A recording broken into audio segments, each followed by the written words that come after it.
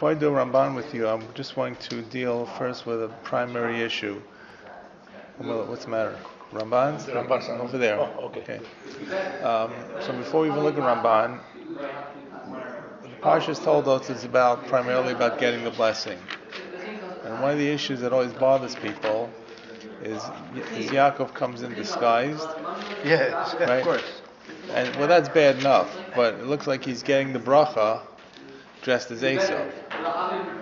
So it's a bracha meant for Esav that goes over to Yaakov, which doesn't look like it's really fair, or it doesn't look like it's honest. No, well, he bought it, so it is honest, but it looks like there's an amount of, that the bracha that we are talking about, which is the bracha that gives us legitimacy to the land of Israel and to everything, was got as a cheat, as a disguise, dressed as someone else. Right. So besides being a cheat and it looks like being immoral, it's also not our bracha. So if you look carefully at the psukim, I'll show you that's not really true. So before we can look at the psukim, you have to tell me what is the bracha that actually they really want to get. What is the bracha that we're looking for? What's the bracha that comes up again and again in the book of Breshit? You're going to get the land. You're going to get the land, and one more thing. Children, you be fruitful and multiply. Correct. When an Avram gets it, correct. If you look at chapter 12, page 54, the first time HaKadosh Baruch Hu speaks to Avram, on page 54 it says, Lech B'chol mi'artzecha. Okay.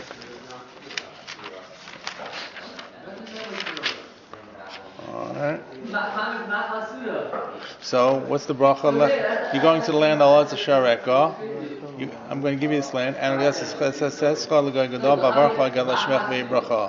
so you're going to have, I'll be a great nation, I'll bless you, and so forth, and whoever blesses you will be blessed, whoever curses you will be cursed, and all the nations will be yours. So you're going to get Israel, which you're going to go to, the land I'm giving you, and I'm going to make you a great land.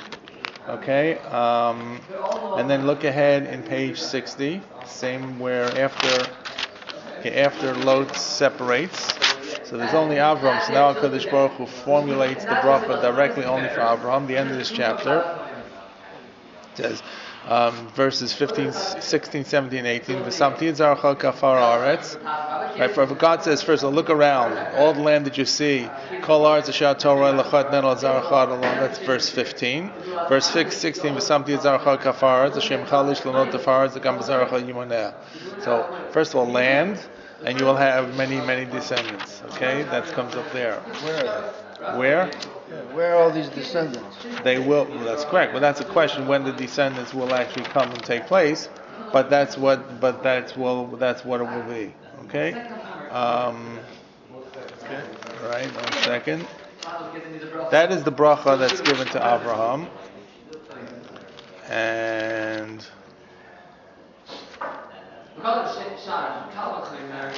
okay, look ahead on 72. Page 72 for chapter 17. This is the end of Lech Lecha. So Avram is 99 years old, and Hashem says to Avram, okay, I'm the same God that's taking you through, and my bris will be with you. In verse 4-5, Hinei britzi itach vayita lava among you're going to be many nations. Your name is not going to be called Avram, it's going to become Avraham. And what's the blessing? I'm sorry? But continue. I'm going to make my covenant with you. What's the covenant? In verse 8.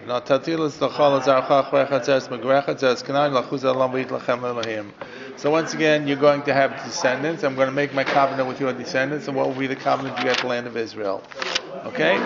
Then, so I guess one of the other questions is, why is this repeated so many times? That's exactly the point, because that is actually the patriarchal blessing. It's actually the blessing that's given to Abraham, and it's then repeated again to Yitzchak. Okay, and let me just find where Yitzchak is.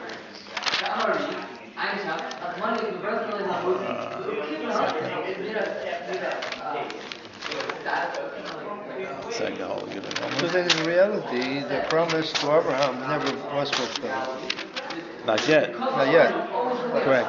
But But the promise was made to Abraham, not to Isaac or Jacob. That's true. Okay. Find it.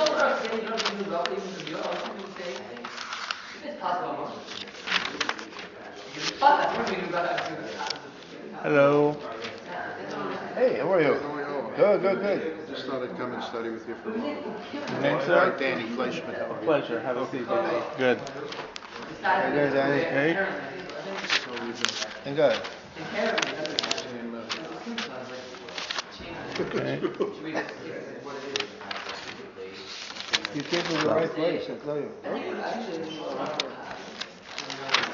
Okay. Just find where it is. Just give me a moment. Okay. I don't find exactly what I'm looking for. Right? Yeah, we just talked about 86. Yeah, not yet. Right, correct.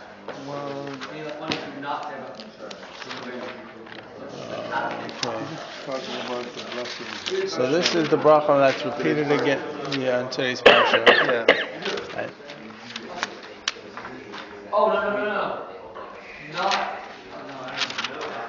One second.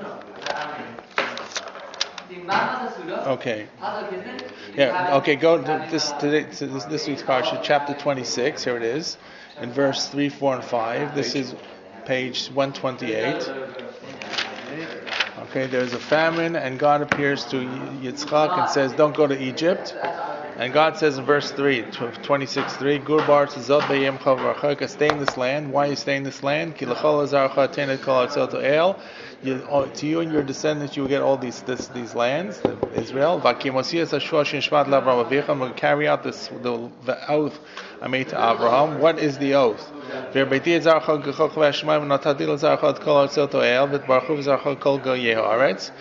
what's the oath that he made to Abraham? You will have many descendants, like the stars of the heaven. I'm going to give your descendants this land, and all the world will be blessed upon your descendants. So Yitzchak gets the same blessing that was given to Abraham. Right? Now, the story of the blessing that Yaakov and Esav are scrabbling about is to get this blessing. This is the bracha. It's not you're a nice little boy. It's really about the bracha that has two components. Number one, many descendants. And number two, which land? Land of Israel. Okay. So let's look at what actually happens when Yaakov comes in dressed as Esav, and Esav comes in afterwards. Which bracha do they actually get? So you know the story that Esav has gone to go out to bring venison, and in the interim, Yaakov dresses up as Esav, and he's got these hairy skins on him, and Father Yitzchak, who can't see, says, "Is this you, Esav?" And he says, "I am your son. I'm your oldest. It's I." He doesn't want to say it's Yitzchak. And then on page 138, he gives the blessing to Yaakov dressed as Esav, and you can't miss this here. So he says in verse 25, look, the aroma of my son is like the aroma of the field which is blessed by God. God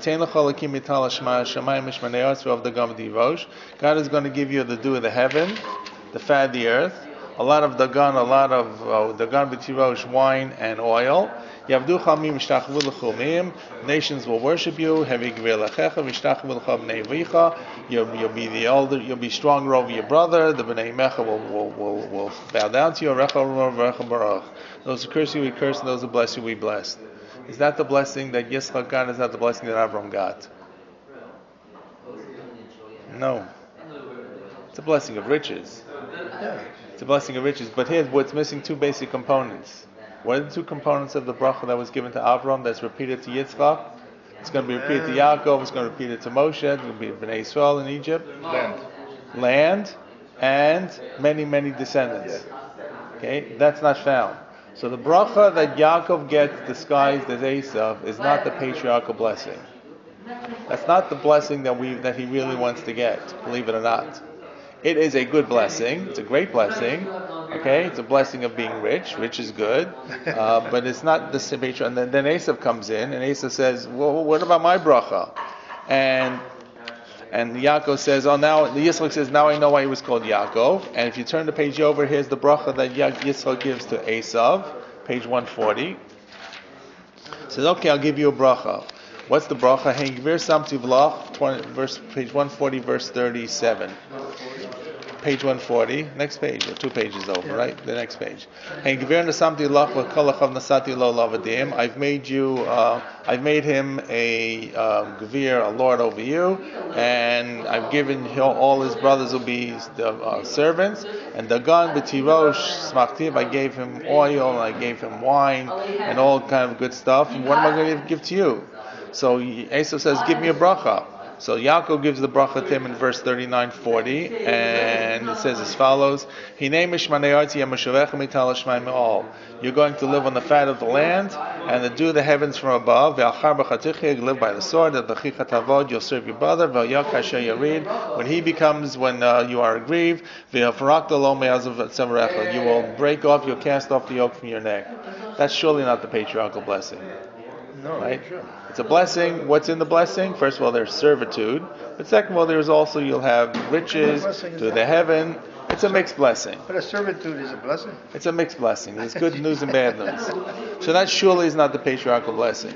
So what happens to the real blessing? That's the blood. There'll be times of reprieve. There'll be times of reprieve when you will be able to break away. So where is the real blessing that becomes the patriarchal blessing, that we're looking to kind of see that Yaakov or someone else gets to be the continuation? So the end of the parsha actually has it. When Yitzchak finally realizes what's going on, that Yaakov came dressed as Esau, and then Esau came in too late to get the bracha. What happens? What does Rivka say? What should go on? Yaakov should leave. Right? Right. Okay, and she says to him, you have to get out of here because your brother's going to get you. She goes to her husband, she says to her husband, Yitzchak, what are we going to do? He's got to go find a wife. And in chapter 28, before Yaakov leaves, in verse number, we'll start from verse 1. Don't marry a woman from the daughters of Canaan. Go to Beit Paden Aram Beit Betuel Avimecha. Marry there a woman from the daughters of Lavan. And here's the blessing. God will bless you. And what's going to be the blessing? This is the blessing that was given to Avram, that was repeated to Yitzchak. And V'yiten lecha will give to you, and here Yitzchak says it, Birchat Avraham.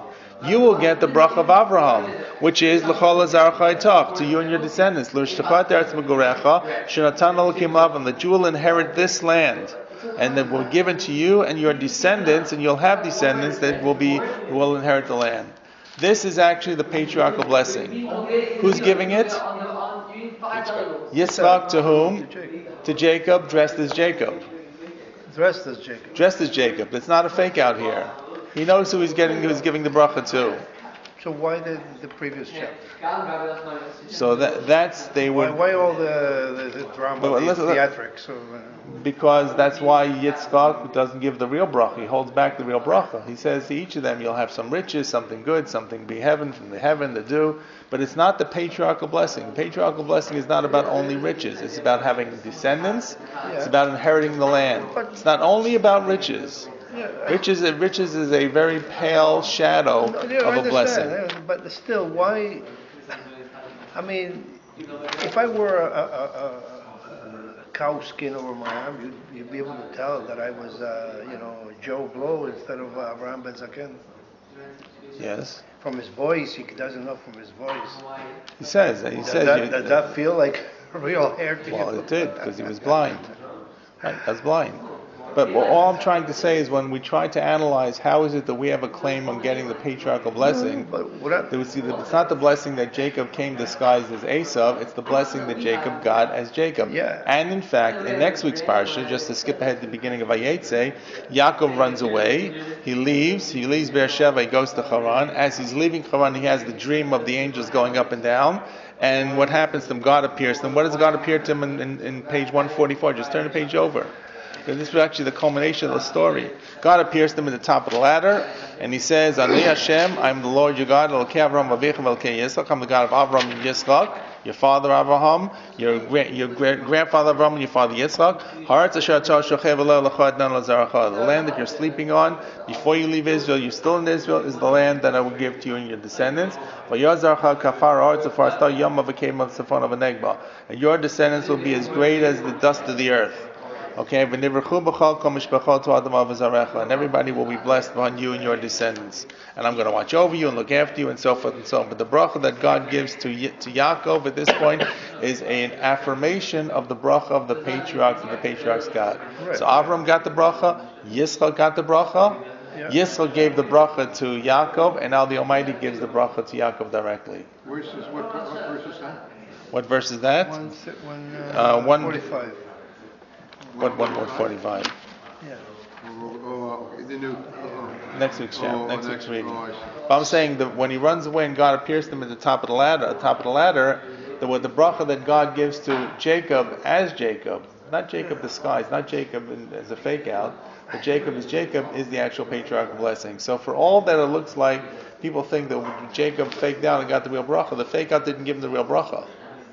No. The skies gave him a bracha. But not the bracha. Which shows that really Isaac really knew what was going on. Correct.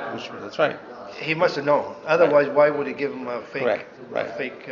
Well, else he was giving. It's not a fake bracha. No, there's once again that what is the bracha? And the bracha really that they're asking for. You say, what is a bracha? I mean, like either you're firstborn, you're not a firstborn. The bracha is really about carrying on the patriarchal traditions, the blessings and the covenant that was made by God to Abraham, to Isaac, to Jacob, to the Jewish people, and so forth and so on, which really culminates at the very end when they finally get back to the land of Israel 40 years after they leave Egypt. That's really the final part of the story is is after the Jewish people finally get out of Egypt. I'll just point this out very quickly before we just kind of put it together here. Let me see if I can find it quickly.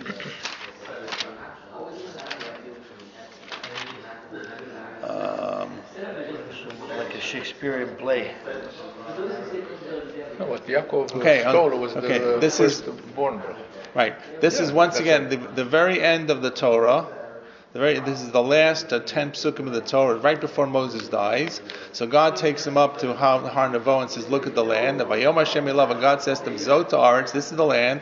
Asher nishbati la'Avraham, liYitzchak u'liYaakov le'emor, the land that I swore to Avram, to Isaac, and to Jacob, saying, L'zaracha et nena, I will give it to your descendants. Heriticha beinecha, look over, and you can't go into it. V'shama lo tavor." And Moses dies. Right. But the culmination of the story is that the Jewish people are coming to Israel as a finalization, or an affirmation, or a carrying out the blessing that was given by Avram by God to Avram, to Yitzchak, to Yaakov, and later to the Jewish people in Egypt, and it's done. That's the whole Torah. Yeah. Besides being the book, the reason that we start with Breshit is not just to give us the book of laws. There are now laws in Breshit, but to show us this is the promise, and the promise is carried out in the end of the story. But all I'm trying to say is that the tradition of Breshit is about God making this covenant, this promise with each of the patriarchs who pass one to the other. There are some dead ends, right? There's some loose branches. Yes. There's Yishmael, there's Esau, right? They do get some blessing, right? But they're getting the blessing of the patriarchal covenant. Right. So what Esau sold and what Yaakov got by this deceit was the bracha of this firstborn. The bracha of that's riches, double portion. No, I would actually say the other way around. What he actually got was the bracha of being the bracha that's given to Abraham. If you're following this approach, what the real sale was to be the inheritors of the Abrahamic tradition. But that happened after the incident with the. But that's exactly it. Because Yitzchak did not give everything over when he wasn't quite sure. He still was not sure. I can read it otherwise. I can read it that Yitzchak wanted to give that bracha because that's why he wanted to eat and be besimcha, to give the main bracha, the patriarchal bracha. But that was not what they sold. But then he realized that something went astray, right? Right. And then he changed the bracha to just riches. Could be. Okay. You're saying so this was not the bracha that was sold, was the bracha of riches. Is that what you're saying? The bracha that was sold. The bracha that was sold was the firstborn, which is also which is what? Double portion. Double portion, which is not what Ramban says, but it's what you're saying. Okay. Right. How does that apply in reality? This double portion thing? Today? Yeah. Theoretically, if you broke up your things, you'd give a double portion, unless the other brothers would reallocate it. Okay. You can reallocate things the way you want after they're divided up. What do you mean? In other words, for example, I don't know of many people. Let's say 3 people. So I don't know of many people today when they divide up their estate, they do it that way. Right, they do it equal, depending what the will says. The will is like written in a way to kind of say we're going to go around that. But that's getting a little bit off topic. Yeah. Okay, so I think it's just an important point to say that this is really what's going on here and why this is so important to see who's really getting which bracha. Right. Okay. Good. Did he come the same 5 minutes after, or the next day, the next week, or looks right. One's going in one door, one's going out the other. One's going in one. It's just like stage left and stage right. Okay, so it happened immediately. That's exactly how the Torah seems to say. Okay. So then really, and suddenly Yitzchak suddenly realizes that what he was concerned about is really true. Now, here's the real question. Let's go back and take a look at this. Let's go back to that discussion, because I want to show you how the Ramban just points some things out. Let's go back to where the actual event actually happens. Where is it again?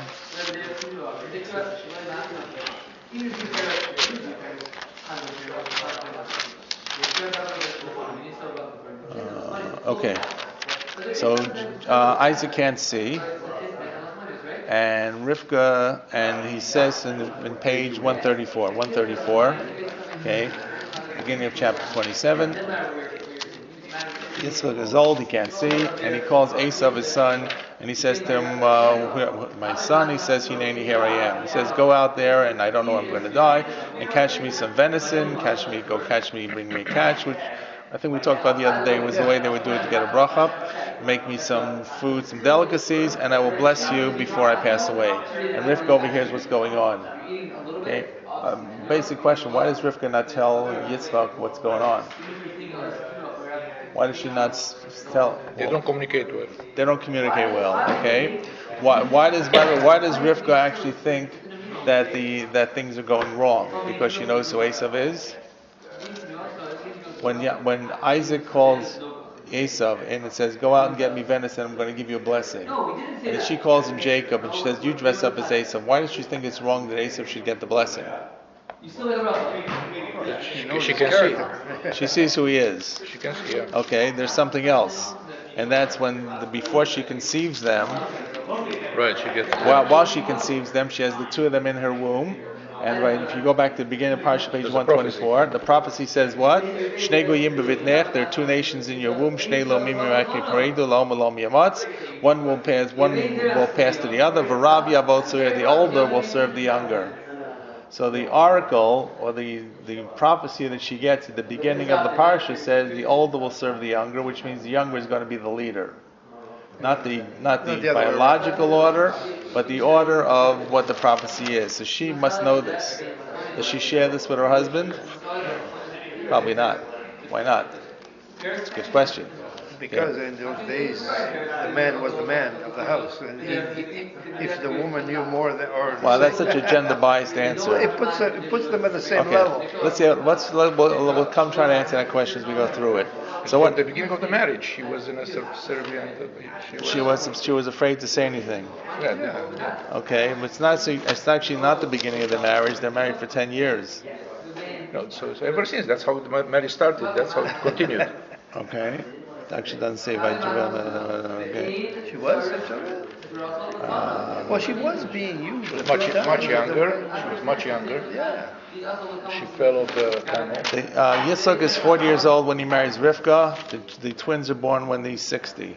Right, 20 years later. 20 years later. So it's not simply just newlyweds. No, but the way they start the marriage, that's how. How old is Yaakov at this time? How old is Yaakov at this point?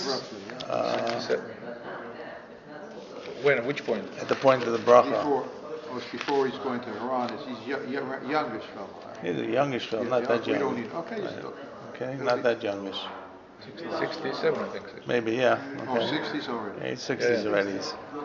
Okay, so so let's go back to the story here. So let's go 134 again. So he says to Esav, you go out and go take your bow and arrow and go to the field and catch me some venison and bring me the delicacies. Rivka cares what's going on. She calls Esav. That Esav's going out to the catch. So she calls in Yaakov and he says, I hear your father's going to send Esav out to get food. I'm going to give you some food to bring to your father, and you're going to put on these hairy skins, and you're going to get blessed before he dies. And Yaakov says, well, I'm going to be found out as a cheat. And she says, don't worry, if you get the klola will be on me, the curse will be on me. So sure enough, she sets this all up, etc., etc., etc. He puts on the hairy skins. And verse number 18, just skipping to the story, the climax, he comes into his father Jacob. Jacob comes into Isaac, and he says, Avi, says, my father, Vayomer, and then he says, here I am, Yatabani, who are you? And here's the tricky line. Of course, Yaakov says to his father Isaac, Anochi Esav b'charecha, I am your son Esav, which is really not truthful. Asidi kasher dibartu alai, did ditch me kum nashva sit v'achlam itzedi, and eat from my venison, my food, bavor tvachanin avshecha. Okay, and Yitzchak says to his son Jacob, how come you got food so quick? Yeah, I just sent you out. And Yaakov says, in words that were almost a giveaway of who he is, he says, Ki ku Hashem lekech lefonai. God made the animals appear before me. That's not how Esav would talk. Another lie.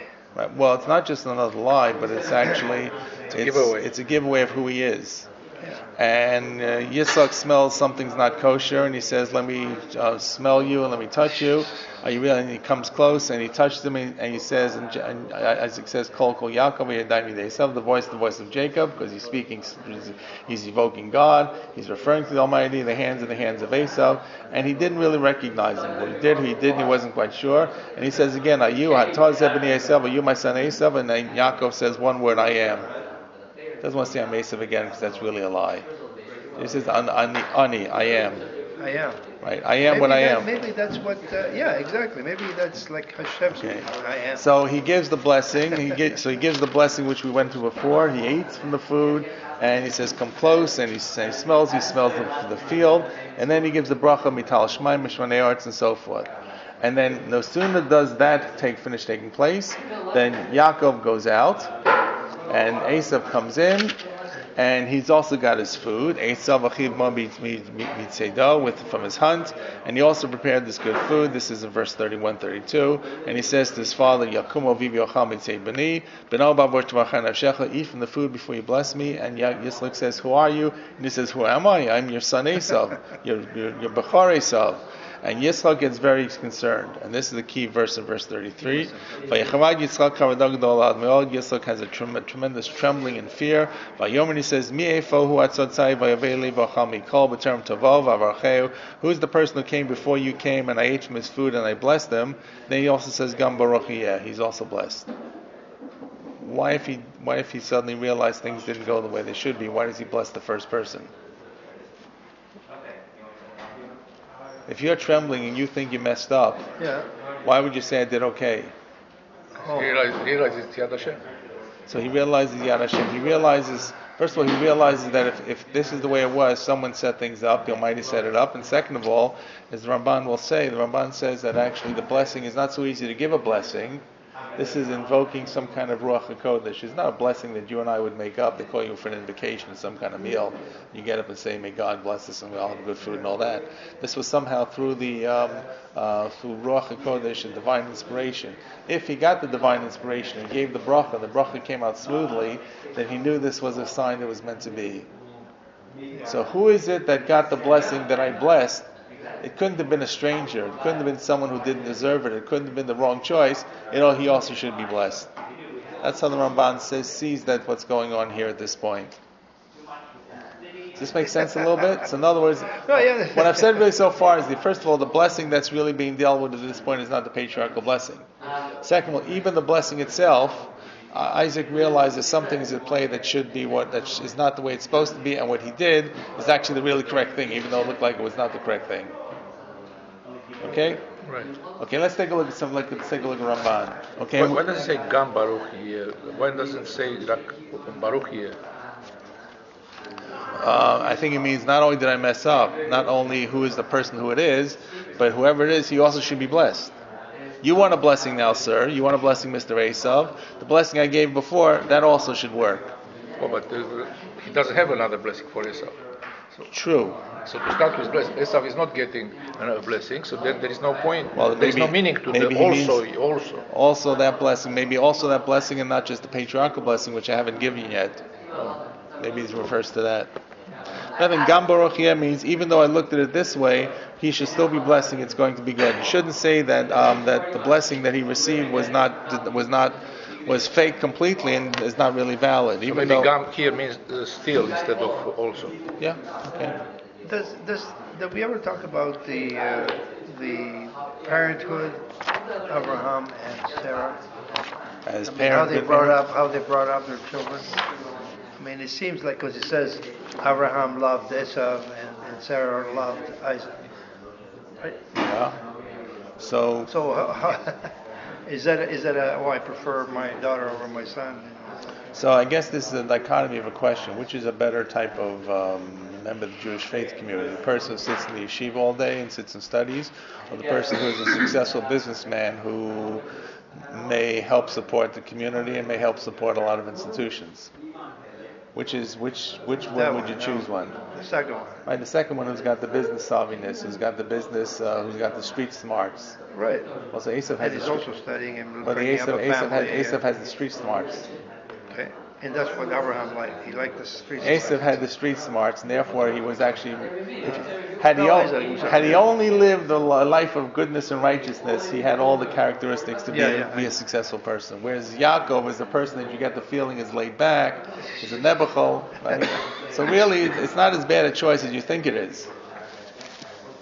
Yeah, I know, but the fact that a parent would say something, I prefer this guy over this guy, and they're both children of his own children. Well, I think every parent has a favorite child. So that's really simple meaning of what it is. Okay.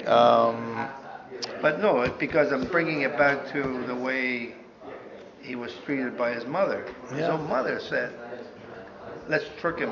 Let's trick your father into believing this is the wrong thing to do." Yeah. That's a very bad thing. I don't know. Okay, we're going to do we do some Rambans here, Danny. Okay, we have some in Hebrew and English. We'll look at a few commentaries of the Ramban to kind of give us some insight. In English? Yeah, in English. Okay, so then we're going to look at chapter 27, the Ramban, in verse 4.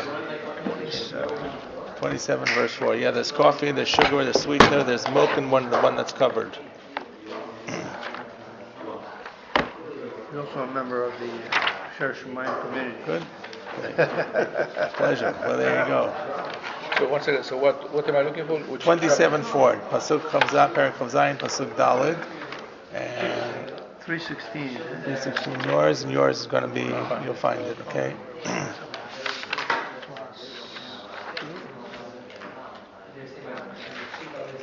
Where's 27? 25. This is 25. 23 and 28. The chapter 27. Oh. It's chapter 27. This is chapter 27. Yeah. Verse 4 should be the first one in chapter 27. Okay. Good. So this is where Yitzchak calls Esav at the beginning of this story. Excuse me. And tells him to go out to the field and take his weapons and to go hunt and bring back from some kind of food to eat. So the Ramban points out, and this is the Ramban that talked about why Rivka seems not to know what's going on, and Yitzchak, you get the feeling, does not. So the Ramban says, we'll read it and I'll translate as I go through. Says the Ramban, what the Ramban says is Yitzchak knew that only one of his children would be able to get the Brit with Hashem. And it looks like Yitzchak, based upon what the Ramban is saying, that Yitzchak felt that Esav, who was the Bechor, should be the one that gets that Birchat Avraham. Not exactly what I told you before. According to Ramban, it looks like that's the bracha he wants to give. And the question is, why? According to Ramban, Isaac wanted that Esau would get the bracha of Avraham, that was given generation to generation and so forth, which is Lincholat Aretz, to inherit the land. And he will be the one to have the Brit, the covenant with the Almighty, because he was the elders. Now that's not really what happens. And in the end of the day, he does not get that bracha. At the end of the day, and it's not even in the story where they come each of them to their father, it's only after the next day when Yaakov or the next few days, when Yaakov realizes he better get out of town for Esau goes out, will go after him, that Yitzchak calls him in and says, I'm going to give you that bracha as I showed you. But it's clear that Rivka knew what's going on. Says the Ramban, it looks like that Rivka did not share the prophecy which God had said at the beginning of Parsha Toldot, V'rav Yavot Tzuriya, the elder will serve the younger, what I told you before. Why not? So the question is, you all said this gender biased answer because they were newlyweds, because she was afraid of her husband. How could in other words, if she did know, because if Yitzchak would have known the prophecy that the older will serve the younger, it's clear that he would have given the bracha to the younger one, which is Yaakov, because he wouldn't have done something that's going to not be successful. So why did she not tell him? So look what the Ramban says. It looks like initially Rivka, did not tell her husband Yitzchak about this prophecy. Why? Because of Musar and Tzniut, how shall I say it, manners and ethics and Tzniut. Yeah. Pretty much what you guys were saying, right? Respect for her husband. Abraham also didn't tell Sarah. Well, actually, Avram, that's true. And the Ramban actually asked that question. Why did Avram not tell when the angels come to visit Avram? Why does Sarah laugh behind the curtain? Why didn't Avram tell her? She should have known. Right. So the Ramban's answer at that point is that similar to what he's going to say here. He says, first of all, maybe plan to tell the next day. He was looking for the right moment to share. Honey, I got some news to tell you. Okay. So, and before he did that, she heard it from the angels and was laughing about it.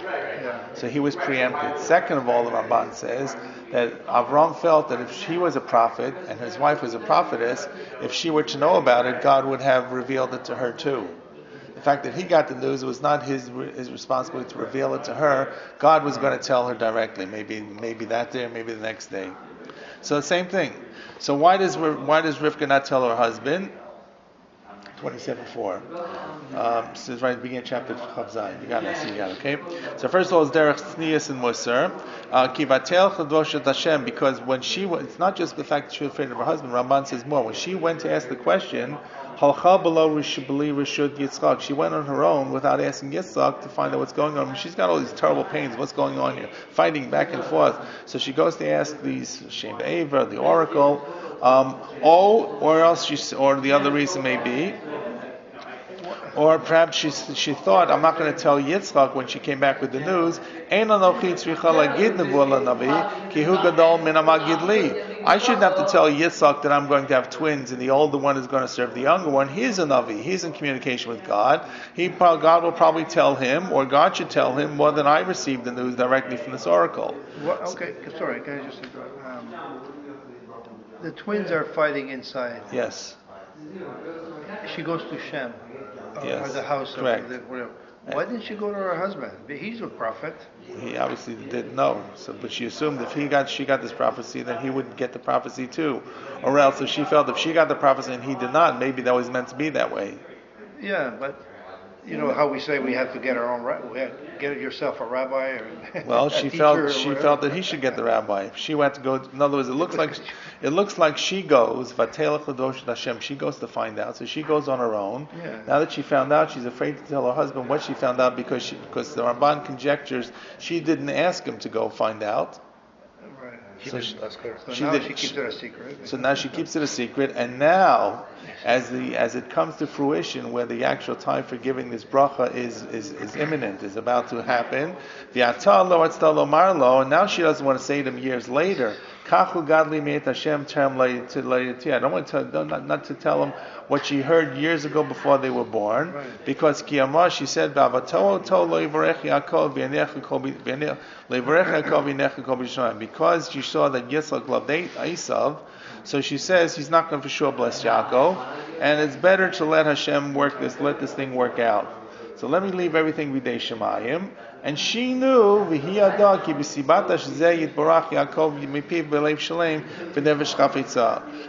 knew that that through this, that by not telling the Nevuah, Yaakov would eventually get blessed anyway. So these are why she didn't know how. Or perhaps Hashem set it up this way that Yaakov should get it. Then Ramban says maybe this was all God's plan, that she wouldn't tell her husband. And God has ways that do the work that we don't even know how to figure out, the wonderful ways of God that are so mysterious that we don't know how it's going to be. So is that the lesson? The lesson is that sometimes there is event A that leads to B that leads to C, when we think A is going to lead to X to Y to Z. Right, no. But the theological answer is right. The first answer is that she played this out. She played it out incorrectly at the beginning. That she went on her own to find out what's going on. They should have both gone, honey, let's go find out what's happening to me. All right, and she didn't. When she found out, she was afraid to tell her husband, either because she was afraid of her husband or because she felt that he should have found out, or she will find out. And now that this slept on for all these years and it's push comes to shove, she said, I can't tell him now what I learned years ago because I should have told him years ago. Yeah, who told you that? Right? And she also felt that he wouldn't listen to her because she saw the relationship that he had with Esav, so she figured let God do everything. And in fact, God works ways in wondrous ways that are mysterious and we don't know what they are. Okay. So I think that's the first point, because the whole thing really is set up with the fact that Rivka didn't share the news with her husband. Okay? It shows that they were humans. Yeah. Now, I want you to move ahead in this Ramban to verse 33. 33. All right. In the Ramban.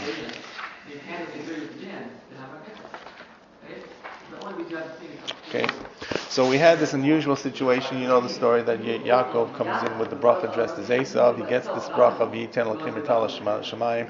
He slips out the door, and no sooner does he walk out one side, then who comes in? Esav comes in the next side. And Yitzchak realizes something's happening, he's been bamboozled, and he's Yecharad Charadagu Dolad Mioni, had this terrible fear that he really messed up. He changed Jewish history, and he says, Gam Baruch Yeh, whatever I did, the blessing should be. Well, what does that mean? If he messed up, he messed up.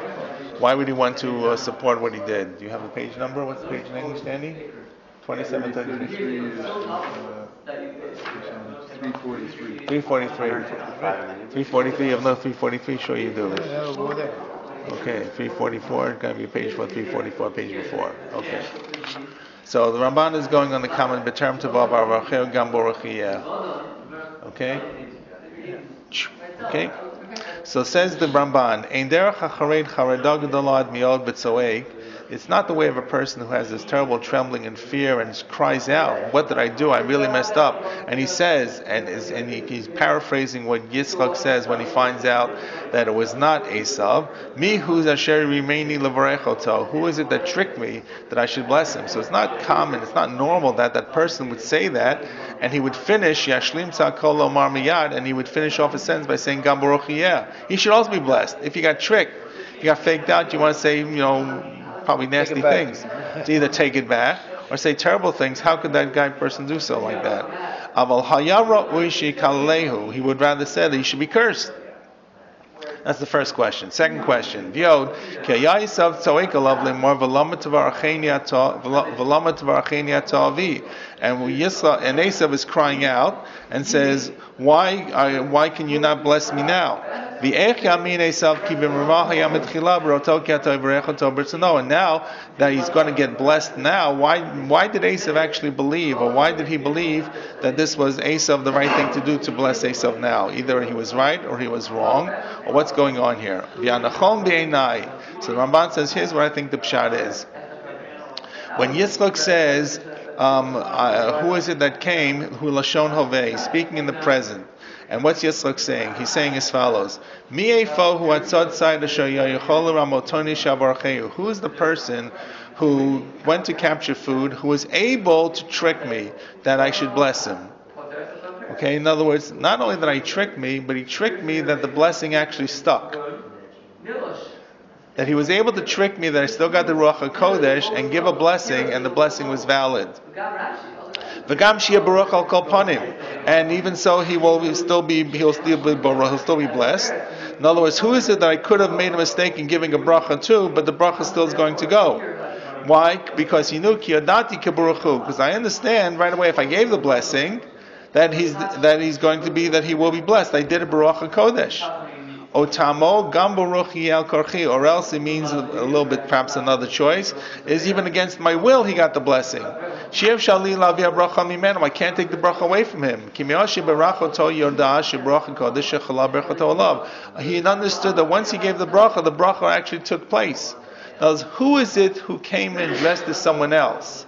And I managed to get me into a state of Ruach HaKodesh. And Ruach HaKodesh has to be true, has to be valid. So how could this happen that I gave the bracha and the bracha is going to be and the bracha will be? So it begs to ask that. Let me just one more paragraph. Okay. And this is actually the trembling, the fear that Yitzchak had. Not that he made a mistake. He knew that what took place was actually true and valid. Not what he wanted to do, but because he gave the bracha with Ruach HaKodesh to someone else, and because the bracha came out well and the bracha stuck, and the bracha will stick, so the son who he really wanted to give the bracha to has been cut out forever. He can't make it up.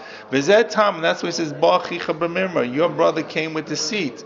Ki achar shamar mi eifo, because after Yitzchak says, who was it? Notan dat tosha boy lav Yaakov, he began to realize who could it have been. If it wasn't Esav, because Esav's now standing in front of him, who could it possibly have been? Who came dressed as Esav, who allowed him to give a Ruach HaKodesh bracha, and the bracha came because the only place, the only way the bracha can go, it's going to be on one of his descendants. He's got only 2 children. So he doesn't have to be a rocket scientist to figure. Was there some reason why?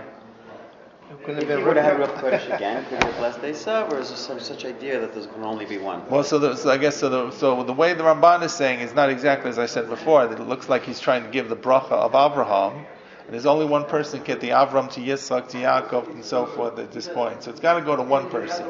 There's always a blind alley or a dead end that pops off at every generation, or a trail that trails off somewhere else.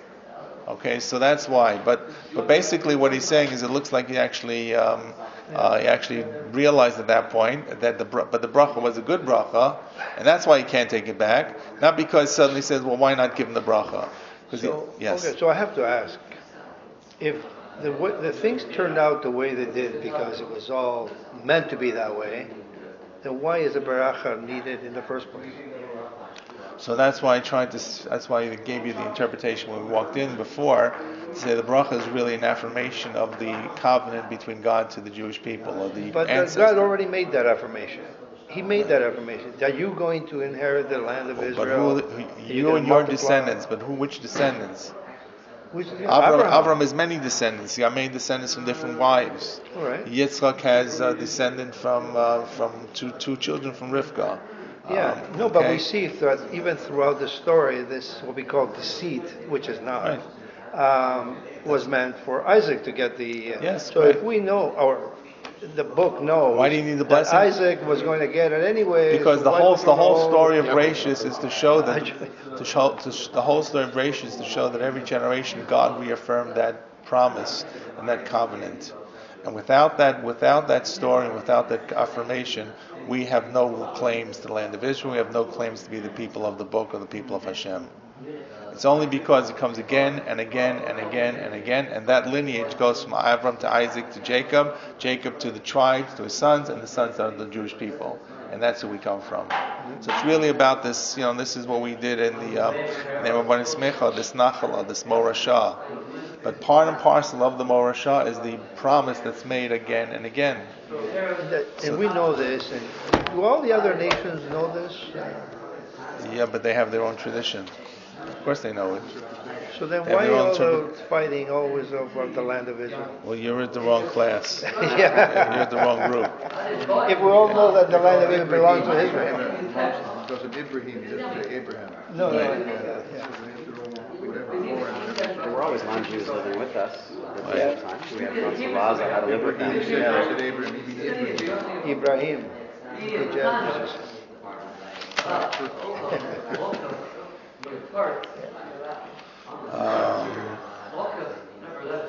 And that's why when Moshe first comes to the Jewish people, he comes to say, I'm here. God appears in the bush and says to Moshe, who am I? I am Elokei Avraham, Elokei Yitzchak, Elokei Yaakov. I'm the God of your ancestors. Right. And Moshe comes back and says that Hashem Elokei Avrotechem Niroi Elai, Elokei Avram Yitzchak v'Yaakov. I've remembered this. What have I remembered? I remember the promise that I made. And therefore I'm going to take you out now and carry out the blessing that was made to Avram, to Yitzchak, and to Yaakov. Right, there's no mention of this up there. No, but I'm saying, but that's because the covenant is made again and again and again and again. Yeah. Okay? So that's Ramban. We have a few minutes. Can I give you a little bit short piece from the Nesivos Shalom? Okay? Just telling the Rebbe. Okay, we're going to...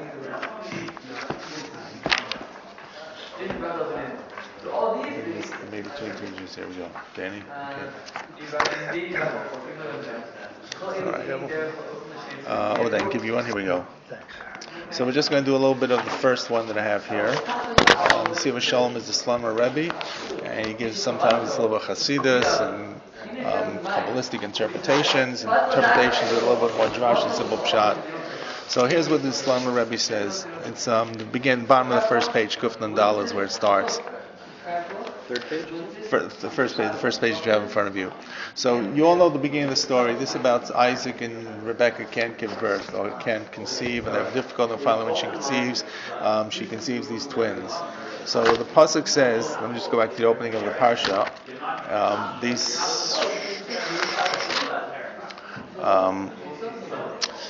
So they get married when Yitzchak is 40 years old. He marries Rivka. And we already told you that the Psukim tell us that he is 60 when she gives birth. So there's 20 years that she's unable to conceive.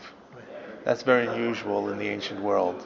But as you see, the matriarchs have the difficulty conceiving. It's not clear if it's the matriarchs, the patriarchs, right? So it says, what happens? Vayatar Yitzchak Hashem nochach ishto. And Isaac entreated Hashem opposite his wife. So Vayatar is a very unusual term. So it should have said, what would you normally say if you wanted to pray? What term would you use?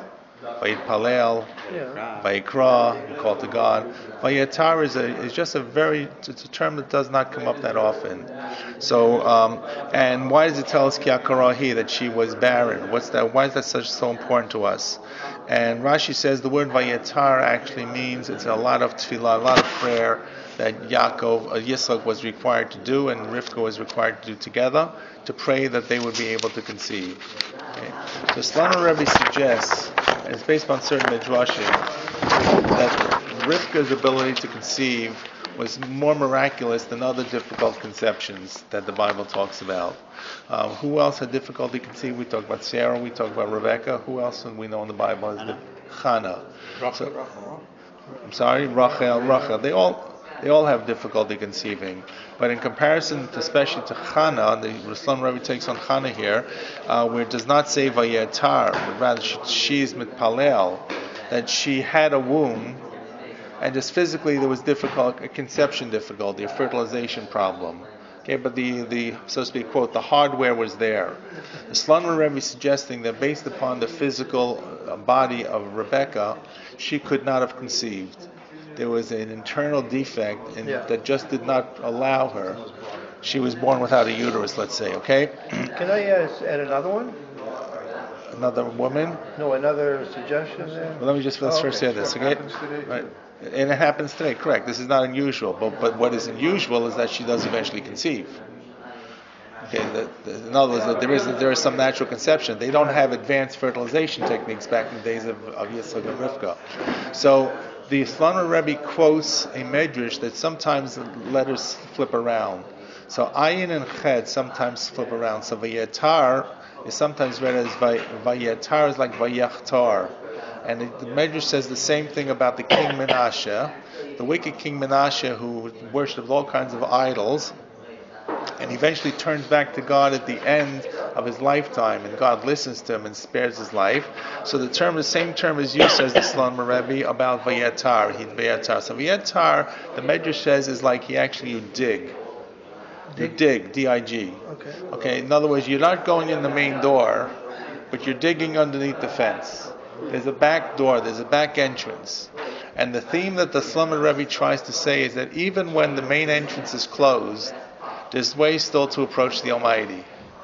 So Menashe, who was this terribly wicked king who worshipped all the idols, who by right of everything, God should have never listened to him. And the angels say, don't listen to Menashe, he's wicked, he's bad. When he came to pray, he was able to Vayetar, he was able to go through the back door.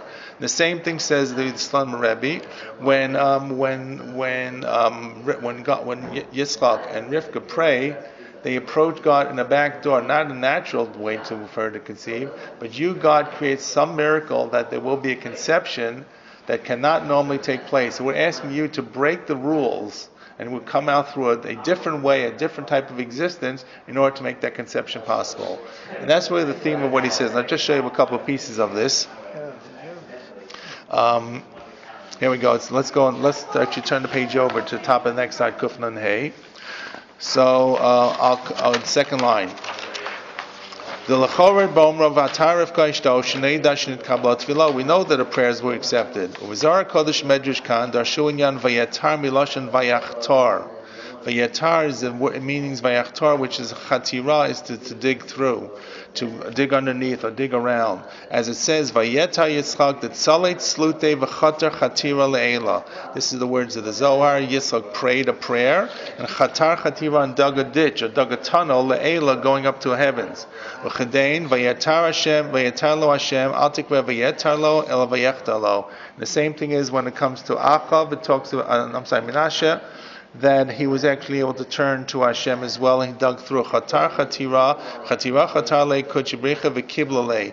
He dug a tunnel for him, and he says, the Medrash says as follows: Rav Levi Amar, Mashal Leven Melachim Shechoter Laviv Litol Litra Shel Zahav. You have a prince, and the prince wants to get more than his priestly allocation. So what does he do? He tries to dig a tunnel into where the chest of gold is, to get an extra liter of gold. The prince is digging in, and the king is helping him from digging from the other side to dig out. And it quotes the pasuk, the king also wants to help the son. So he actually is helping digging it out from inside in order to make it as well. That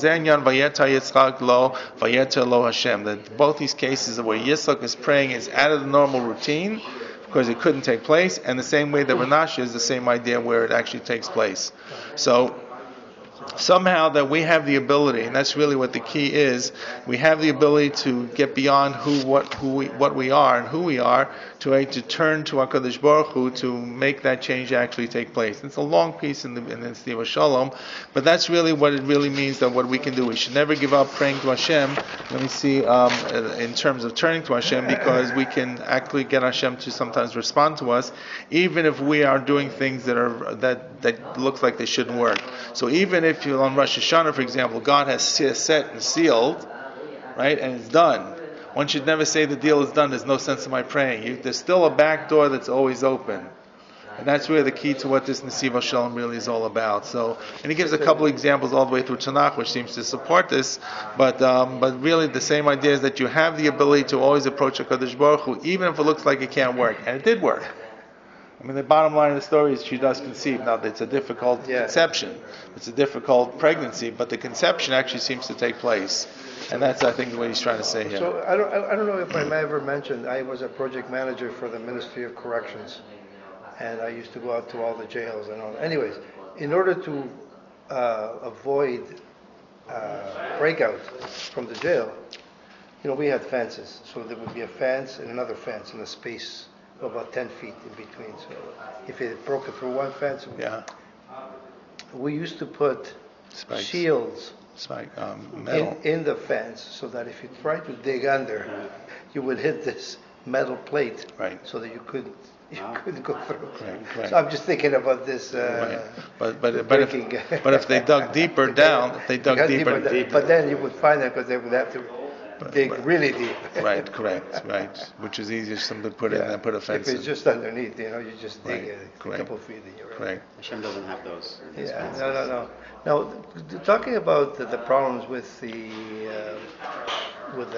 matriarchs about pregnancy, Right, I'm just thinking that if they had children, right, that would take away from their duties as a prophets. right. I forget who says that that's one of the reasons why they have children late in life. Yeah. Right. Right now they have their duty. One of the is to- commentaries says that. Excellent. Oh, is that right? Yes. Oh, okay. That the So reason their that they duty had is to the difficulty Hashem. conceiving is they could actually do their mission.